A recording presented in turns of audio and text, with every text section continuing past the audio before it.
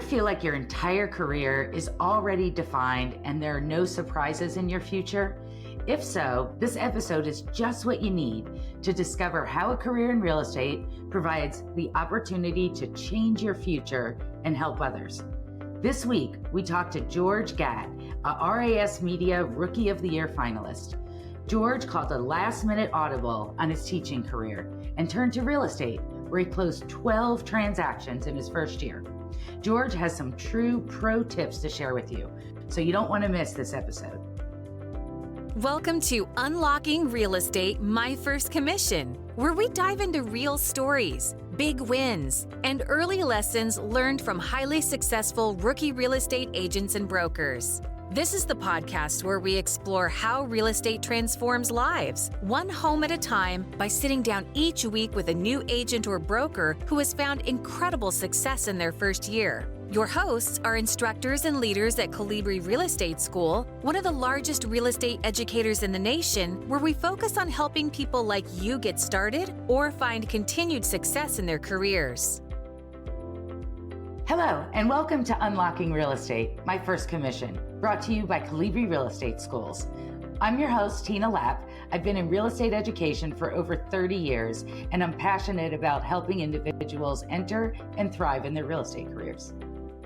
Hey, welcome. I'm Andrew Robinson. I'm also with Colibri Real Estate, and we are excited to have you here today for this episode. We are here today with George Gatt. George, will you take a moment to introduce yourself, where you live, and what company you're with? Yeah, definitely. So first, thank you guys for your time. I really appreciate the opportunity being with you guys today. My name is George Gatt. I'm with Stephen Joseph Properties based on Long Island, New York. New Yorker my whole life. I was born originally in Astoria, Queens. Then I made that move over to Long Island, and I've been here ever since. And we can tell by your voice that that's where you're from. I love it. So, George, what were you doing before you became a real estate agent? So before I got into real estate, it was kind of a crazy time in my life. It was right during COVID. I was actually going through college to get my bachelor's, and I was in a student teaching program. So a little bit of a weird time with the COVID era going on, kind of coming on the way out. I did kind of have a feeling I wanted to pursue real estate towards the end of that student teaching. And once I got that graduation all set, I was really able to take the next step. So that's cool. You were going down a different path then. And what inspired you to dive into real estate? So really my biggest inspiration, and I didn't even know it at the time, was my upbringing. So I grew up with two best parents in the world, but they were divorced. So I got a little bit of a taste of the city life where my dad lived and worked as a superintendent. And then on Long Island, I was going through different apartments with my mom until we found our solid place to call home. So I did get a taste of what it was like on the rental side of things, and then more on the higher end with the luxury city life. The biggest impact for me was actually seeing my dad work as a superintendent. I was seeing buildings go from complete white box renovated projects to on-market, beautiful luxury apartments, and that really, really attracted me at a young age. That I would imagine would be inspiring.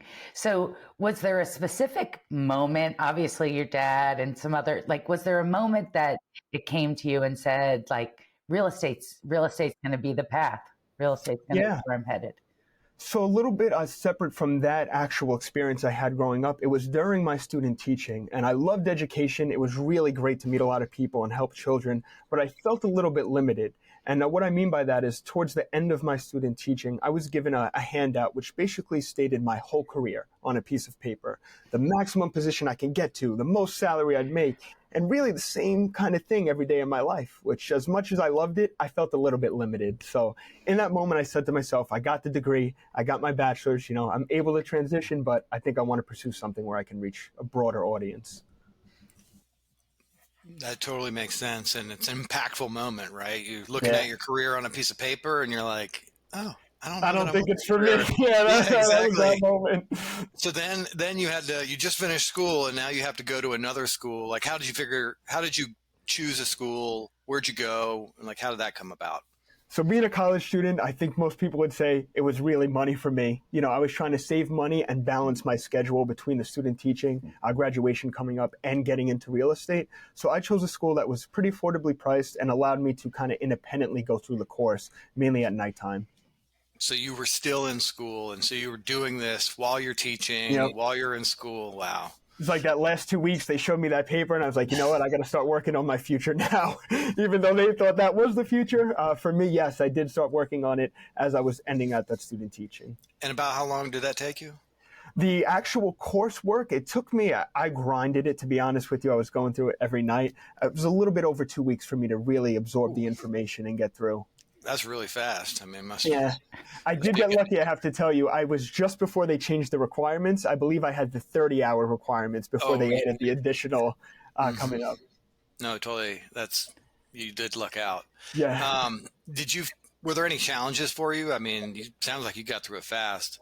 The biggest challenge for me was not with the course. It was kind of the uncertainty of the market and my next step. I was going through that transition, breaking the news to my family. I'm going to be pursuing real estate, kind of entrepreneurship. And the pandemic ending, there was a lot of uncertainty. So that was definitely the biggest challenge I had. So, George, that being said, because it is scary to make that change, exciting yep. too, but scary. What were your expectations going into your first year of real estate? So I could tell you the TV shows do not prepare you, as we know. Right? Originally, I thought I would just be able to kind of dress nice, show up and have an abundance of leads coming in. I'd be showing houses all day and just getting fun lunches, things along those lines. Although some of that is in the business, that's definitely not what my day-to-day was like. And I did learn that my expectations were not what they show you on, True TV and things along those lines. Well, dressing nice is always a plus, without a doubt. So, how long was it after obtaining your license that you closed your first transaction? So I got my first lead actually within my first week. It was a co-op over in Queens. So the closing process took about 3 to 4 months with the board there. But my first lead did come in relatively quickly within that first week. That's exciting. Congratulations. Yes. So any memorable or maybe even funny experiences from your early days while you were still learning? So believe it or not, that first lead is definitely very memorable for me. Okay. I'm based out of Long Island, and the call was from a family friend who has a relative as a broker. So they wanted a break on the commission, and it happened to be in Queens, which is about a 30 to 40-minute ride from here. Okay. My broker said to me, listen, there's a lot of moving parts to it. It's further away. Commission's not as grand, but take this opportunity to learn and experience it. And that I did. I stuck through it. I took the drive back and forth, dealing with the boards. Not the biggest commission in the world. Again, not too important to me at the time, just trying to learn and help my client, being a young gentleman. So that was definitely the biggest memorable I had coming up, which was taking what's not the best, golden egg out there and making it as best as I can. You mentioned your broker gave you advice on this one. Was your broker your mentor, or did you have a mentor that helped you in this first year get started? So definitely my broker, Stephen Portelli. He's the broker owner over here at Stephen Joseph Properties, and he's just an absolute great guy. Whether it's sharing knowledge or even some personal advice, he's always there for me. And he's actually allowed me to kind of shadow him some of his transactions, some of his deals, which is something I hear not too many brokers provide for their agents. You hear over and over those kind of horror stories of an agent joining a company and then they're kind of just pushed off. Here, Steve gives me all the advice I need in the world and really, really has been the true pushing forward for my success. That's great. It's super helpful to have somebody who's really in your court and helping you, because it's hard to get started. There's a lot of unknown, and you come out of school and you know some stuff, but you don't know everything. Always learning. What were your biggest challenges getting started in your first year? So besides the typical things agents, deal with as they first get into the business, my number one challenge was my age by far. I was 23 at the time, college graduate, not too much experience in real estate. And I kept getting over and over the objection of your age. Not only just you're a young kid, but you don't have too much experience in real estate. How could you even know how to navigate a deal? So what I chose to do to how to overcome that is just strictly with knowledge and competence. I dedicate myself to my business and my craft. And when you show a client you have that knowledge and you took the time to educate yourself, that age objection kind of goes to the side where they realize, you know what, we're in good hands with him. Oh, good. Sorry. Yeah. So that's great. You need to position yourself. Did you use particular marketing channels or techniques that were especially advantageous or effective for you? Yeah, definitely. So one thing with my age that I did pitch to some of my clients as well is I combine traditional and more modern marketing methods. So by far, you have to be on social media. I'm doing a lot of social media, whether it's informative reels or just kind of posts about my market activity, keep people on top of mind. And then I do a lot of traditional techniques as well. So I'm hitting out the door knockers, knocking on the door, leaving a hanger if they don't answer. I'm doing mailers. I'm doing for sale by owner calls, things all along those lines. And did you do some things in particular to overcome the age concern that you were young to establish credibility in some way? Yes, so it was definitely showcasing my ability to market properties digitally. I was showing consumers the difference between a kind of traditional marketing sense versus a more innovative approach. And that actual results, when people can see it on paper, led them to get more comfortable with my age and actually open to working with a younger agent because of the high energy I can bring to the table, the innovative approach, and I make myself available 24/7. A lot of the older agents in my market, they turn their phones off on the weekends or after an open house. I'm available 24/7 for my clients, and I'm always ready to work for them. That's great, because I was going to ask, outside of marketing, what are some of the things that you did to achieve success? And it sounds like always being available. Are there other things that you did or positioned yourself differently to achieve success so quickly? Yeah, so two different things. The first is I treat every client authentically. I don't like to push people either way towards a property. My approach is, my job is to find you a home, not to sell you a property. There's thousands of agents that could sell you a property. I want to sit with you, actually find out your why. That's the biggest thing I like to do with my clients, and then position you where you need to go from there. So definitely being authentic. My clients recognize that immediately. They can sense when you're kind of just trying to sell for a quick commission. And being that I was authentic up front, it did turn into a lot of referrals early on into my career. Did you target any particular audience or market niche? So that's very interesting. One of the big pieces of advice my broker gave me, and I'm very thankful he did early on, again, without his guidance, I wouldn't be here, but it was not to actually niche down into one market, but to allow myself to be accessible for all different types of clients. Being that I didn't have complete market knowledge in one area, or I didn't have 10 sales under one town, he did advise me to, of course, always be knowledgeable and be truthful about what you know and what you don't know, but don't limit to yourself to just one part of real estate. There's so many different ways to help clients in real estate. So true. So much out there. So you would get in touch with a new potential client. How'd you build the relationship? So really just slowly, and again, that word I like to use, authentically. I like to put people on their own timeline. Sometimes you work a little too fast on a client. They're just not ready to make that move. But if you nurture them over some time, give them some good information, they'll actually bring to you when they're ready to make that move and when they want to work with you, rather than you trying to jump on top of them and force them into a situation. That's a great approach. I'm curious, you said you've been very broad and open to everyone. Have you started to see consistency in like locations where you're getting more customers, or are you still really wide? Yeah, definitely. So in terms of the actual transaction, still wide on that. Currently, I have a commercial listing, a nice warehouse. It's actually $3 million over in Garden City. And then I have a smaller co-op that's only about $200,000 in Bayside. So I still keep my transaction wide, but the actual locations of everything has centralized to mainly Nassau County, Queens area of Long Island. Oh, I was wondering, just curious. Thank you. Yeah, of course. So you build these relationships. Do you have any interesting client interactions or stories from your time in real estate that you'd like to share? Yeah, definitely. So I've met a lot of unique people, a lot of good individuals, but the story that sticks out to me the most was actually from my first open house. Again, back to that first transaction, was that smaller co-op over in Bayside, Little Neck area. And I had an older gentleman come in. He was disgruntled, to say the least. And after talking with him for about 15 minutes, he tells me, I've been trying to downsize for over a year. I've been working with an agent for 40 years. She's abandoned me, and he's felt hopeless. That client, I've actually worked with him for about 6 to 7 months. He was told he'll never get approved for a board. He'll never have the financing. And I did get him approved in the exact development he wanted, the exact floor, almost the unit that was originally listed 2 years ago. He's actually next door. And that feeling was amazing. It beats the biggest commission in the world. The better feeling than that is having somebody say, thank you, you helped me. You did what others told me was impossible. So that definitely, I remind myself of that every day. It's never about commission. It's about actually helping and making an impact. I think the money typically follows if you're doing the right thing. Yeah, no, we hear that time and again on here. I love the passion you have for your customers and for helping Thank them you. out. That's a really good story.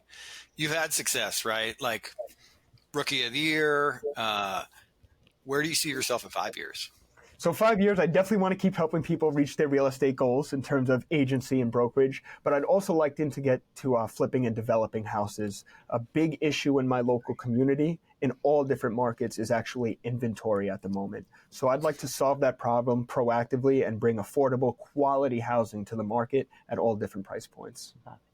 So in 5 years, you are a real estate investor, and now there's affordable housing in your market. That's the goal. That's the awesome. goal. No, lofty, and I'm sure you're going to go get after it. Yes, sir. Thank you. You've had success, right? Or you wouldn't be here. Do you have any tips or tricks that you'd share for aspiring real estate agents or people who are just getting started? Yeah, so the first thing I'd say is to be patiently aggressive, and it kind of sounds like a double negative there, but what I mean by that is you have to every single day hit the ground running, be aggressive, but you also have to have the patience to know certain things take time. Like I mentioned, some of the clients aren't ready today, but if you make that connection and you stay on top of them 2-3 months down the line, you could see something come from it. So be patiently aggressive. Do you do work every day? Is that also part of your Yep. your model? So again, to get to where I want to be in the industry, it does take a 7-day work week at the moment, which I love. I'm blessed to be in this position, but I do work 7 days a week, all types of hours. Some days I'm up early in the morning, other days it's 11 o'clock and I'm doing a CMA before my listing appointment tomorrow. So it's really about putting the work in and loving what you do. I appreciate it. That's good advice. Definitely. So, George, we're going to jump into the lightning round. I'm going to ask you a question, provide your immediate thoughts, 60 seconds or less, some of it personal, just about George, some of it, about real estate if you'd like. I guess my first question for you is, how many new friends did you make your first year in real estate? So the network has grown and my sphere of influence has definitely grown over the first year. Now I have lenders, attorneys, everybody are friends now. And the funniest thing about it is the age group of my friends have increased significantly. So that is definitely the biggest friend group change. Yeah, that's great. I could just tell. I knew that was great. Is there a book you've read or maybe even a podcast you've listened to that you'd recommend for the audience? Yeah, so I definitely recommend anything educational online for real estate podcast wise, but a book that I think can serve good purpose any industry you're in is Think and Grow Rich by Napoleon Hill. I really like the principles it speaks, and simply put, your mind believes the words you speak and think. So I like to think a positive mindset every day, and the results tend to follow as well. Very cool. I got chills on that one a little bit. That's great. If you had a time machine and you could go back to the day you started this journey, what advice would you give yourself, or what might you do differently? Oh, that's a good question. Differently wise, I would keep everything the same because I am fully dedicated to my craft at this point. Advice I give, I would piggyback off that answer of being aggressively patient. I think it's very important, especially as you start off, to have clear goals in mind, but to not jump the ship and get in front of yourself. So you want to have a clear path for your future, but at the same time, enjoy the process every day. Be thankful to be in the industry you're in, and just enjoy the ride. Your energy is contagious. Thank you. Yes. So if you could have dinner with one person, dead or alive, who would it be and why? Another great question. To be honest, it would be my nanu, my grandfather, who passed away in 2020. He immigrated to this country from Malta to provide a better life for not even my dad at the time, he wasn't born, but his future family. He started an auto body business, and he also became an insurance agent, so a little bit of the sales there. He passed away in 2020 before I graduated and before I started my business, so he didn't get to see what I'm building, and I would love to just have a small dinner at a cafe in Astoria and tell him everything I have going on. That's wonderful. And I'm sure he's watching and very, very proud. Thank you. George, what'd you do at work yesterday? Yesterday was a crazy day. It was a mix of holiday marketing, so prepping all my holiday cards. I door knocked the neighborhood, local fire departments, thing along those lines. And then I showed that warehouse I mentioned in the evening. You talked about getting your first lead pretty quickly, and you built into success. I was wondering if you could kind of talk about how you grew into the success. So what are the things you did to find your customers? What did that look like? Gotcha. Yeah, so I definitely, after that first lead, the biggest thing I did was market that lead. So I did door knocking just to let people know, hey, we got a new listing coming to the market. I've also did the open houses for it, and then digital marketing as well. So I found a lot of my business is coming from outreaching from my listings on market. They see it's listed, so I'm already familiar. And then by the time they get a letter from me or they reach, I door knock them, they already seen my face or they've seen some of the business I've done. I'll kind of give away a secret that's worked for me. And I've got a tremendous amount of listings just off this one thing. And it is handwritten letters. So I don't recommend people doing postcards. Take the time, handwrite the letter out to the homeowner, and you'll see how much better the response is compared to just a traditional postcard campaign. No, those are both great tips. I mean, they've seen you because they've seen your listing, and Yep. then you hit them with the marketing and it's like, oh, George, like I remember George. Exactly. And it's becoming familiar with your community. Once you have 2 to 3 listings in the same area, for example, over here in Seaford, I've done a few listings there, sold. You start to get to know who's going to get ready to sell, who's coming through the door. They have family that wants to come to the neighborhood. So it's really just allowing the momentum to keep building, which is why I tell everybody, if you love it, work 7 days a week. It is worth the initial sacrifice to build yourself up. That's great. And if listeners want to follow you and follow your journey, where can they connect with you or follow you? Great. So the best place to connect with me is actually Instagram. It's at georgegatt.re or my website, www.georgegatt.realtor.com. Thank you, George. Thank you. This has been a really exciting interview with you, and you definitely have passion. I can tell you're really in there, and you're building success for yourself. And I'm excited that we can share this opportunity with other aspiring real estate agents. Thank you, guys. I appreciate your time. I appreciate the opportunity and all you do for our industry as well, educationally.